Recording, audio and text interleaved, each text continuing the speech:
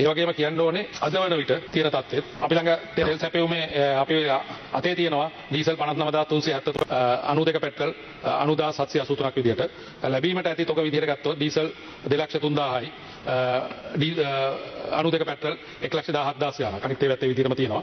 ඊට පස්සේ දෛනික අවශ්‍යතාවය අනුව අපිට ගත්තොත් එහෙම මැයි මාසයේ අග ජූනි මාසයේ මුල සතිය වෙන විට වෙන දක්වා දැන්ට තොග සැපයුම සාතික කරලා තියෙනවා. ඒ වගේම තවත් මේ මාසෙත් 16 වෙනිදා සහ 21 වෙනිදා විදිහට තෙල් ටෙන්ඩර් දෙකක් විවෘත කිරීමක් තියෙනවා. ඒක අනුව කටයුතු කරනවා.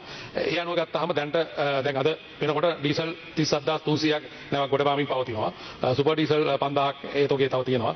ජෙට් A1 මෙට්‍රික් ටන් 35000ක් ගොඩබාමින් පවතිනවා. තව එක නැවක් ඇවිල්ලා තියෙනවා ඩීසල් 37300ක් වෑමට නියමිතව තියෙනවා. ඊට අමතරව 18 19 ඩීසල් 20000ක් මේ මාසේ 12 13 ෆුවල් ඔයිල් 30000ක් 16 17 92 35300ක් 18 19 92 20000ක් 18 19 ඩීසල් 20000ක් 21 22 ඩීසල් 20000ක් 21 22 95 3000ක් එදාම 92 17000ක් 24 25 ඩීසල් 37300ක් විදිහට ඇත්තටම මේ මාසය ඇතුළත තොග ලැබීමට ගොඩ බෑමට බෙදා හැරීමට අවශ්‍ය කටයුතු අපි කටයුතු කරගෙන යනවා.